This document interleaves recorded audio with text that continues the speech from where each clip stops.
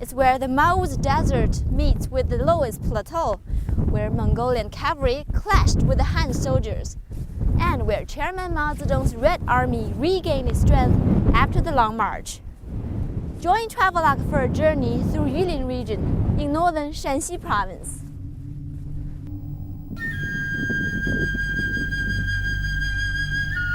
The wind blows from the northwest, sweeping up the fine sand and stirring the landscape.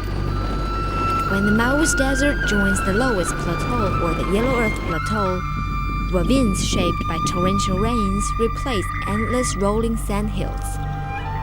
This is where the city of Yulin survives today.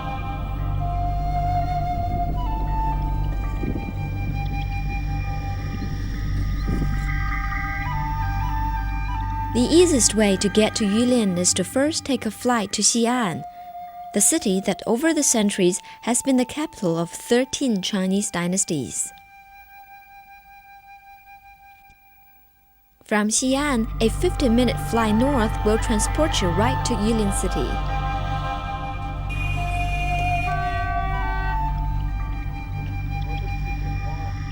The small city looks just like any ordinary town in north-central China. Motorcycles roar around its streets, and chimneys quietly puff away.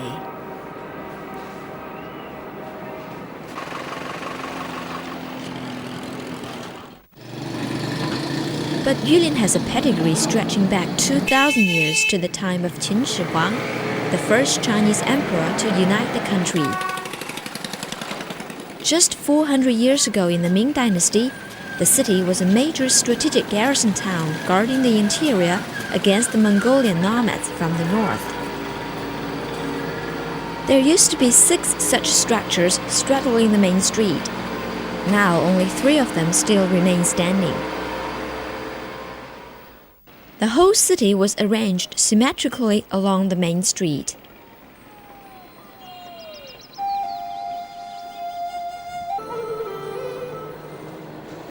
Sitting on the extended axis of the main street is Lingxiao Tower, Yulin's centerpiece. Its name means something like the pagoda reaching up to heaven. The pagoda rises up 13 floors, altogether 43 meters.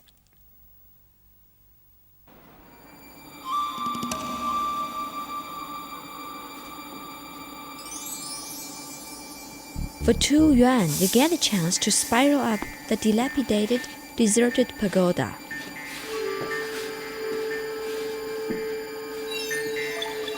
The experience can be breathtaking.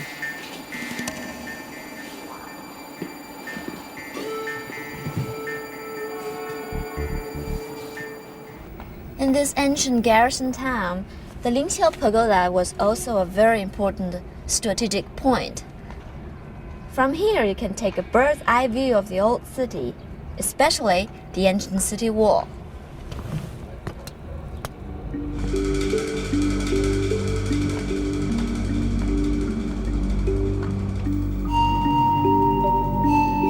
The brick wall surrounding Yulin is partially restored.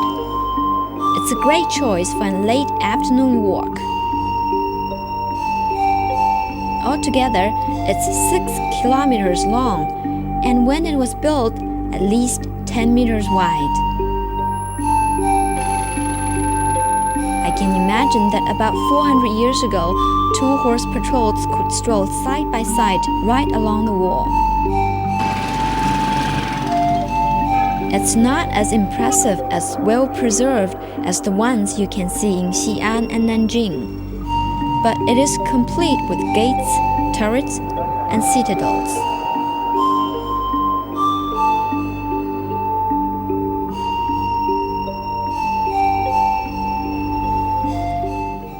Wow, I think that's at least 20 meters high. Be careful, the edges are pretty loose now.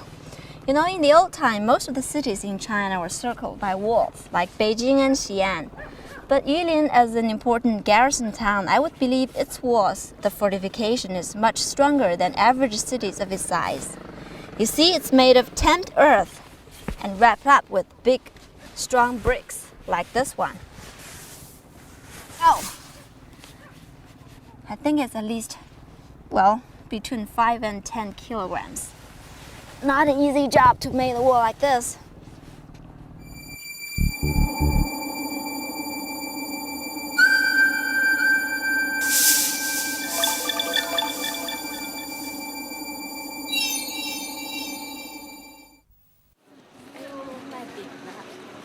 At the time when the city was crammed with camels and horses and ruled by military officials, the old street of Yulin was dominated by small business, and each place had their own specialized offerings. In northern China, people tend to eat a lot of food made from wheat flour, and just about any little eatery has something delicious to buy. It's still warm, just out of the stove. Look over there. There's people making tofu.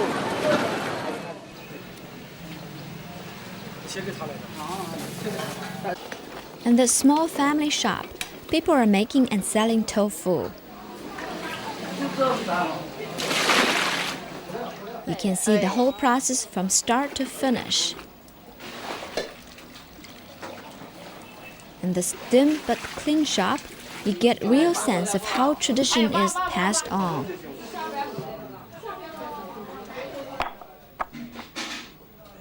This family business has been going for 3 generations, and the whole neighborhood eats the tofu produced here.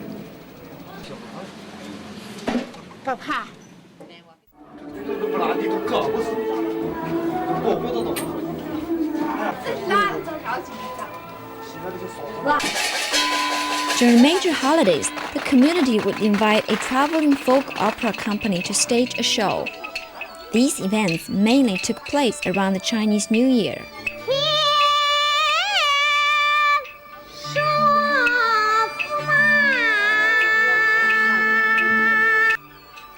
These actors and actresses are known for having to lead a life of hardship, but also being obsessed with the lights, the strike of strings, and the applause of the theater.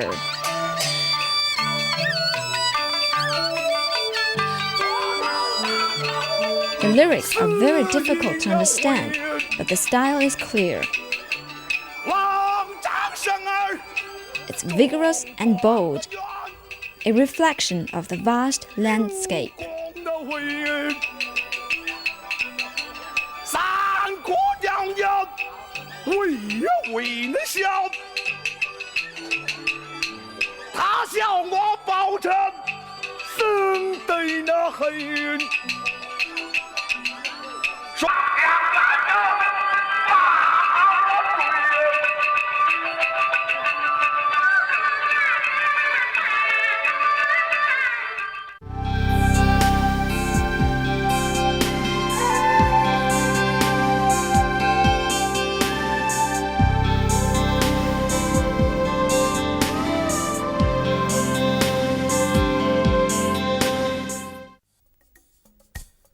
Yulin Airport is about 2 kilometers from the downtown area.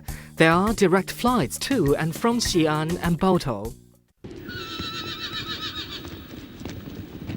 Yulin boasts the Great Wall's biggest beacon tower, a 4-tier 30-meter structure built during the Ming Dynasty. It's called Zhenbeitai, which translates to Northern Beacon Tower. The Great Wall is also called the Border Wall, 边墙. It marked out the border between the Mongolians and the Han people during Ming Dynasty. Mongolians in the north and Han people in the south. Sometimes they fought with each other over the wall, and sometimes they made peace with each other and trade cattle, salt, and clothes at the foot of the wall. Sometimes nations are just like little children, alternatively squabbling and making peace. The wall is just like part of a gigantic toy they left behind. Standing on top of Zhenbeitai, you get a view of the Mao's desert. You can clearly see how the brick wall gradually crumbles into an earthen rampart, linking up smaller towers. the towers relayed intelligence reports to the capital of Beijing, using smoking, banner signals by day and fire lanterns by night.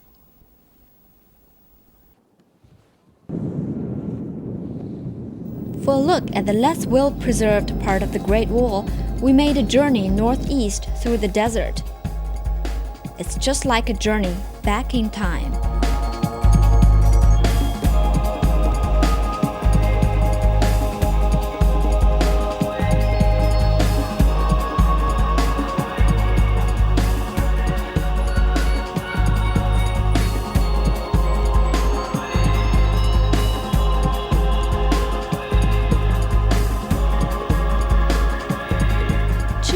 Outside Yulin City, and we find our destination, Jian'anpu. It is a small village of 24 families living at the foot of the Great Wall. The feeling here is cinematic, like being in a Chinese movie. This small village is a former military outpost and was shielded by a 1.5 kilometer long wall. 结实多了，比这样。定。现在还定不定，锁着呢。啊，这个。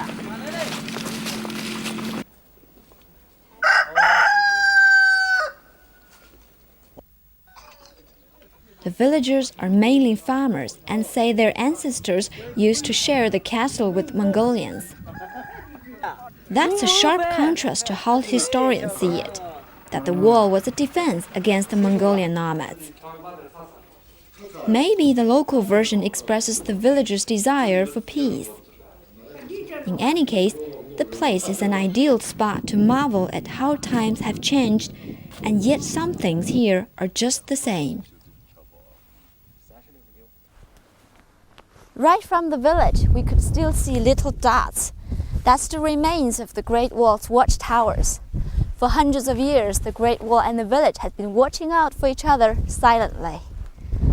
And it suddenly occurred to me that if we trace the Great Wall further east, we could go all the way back to Beijing, where I come from. Imagine that journey.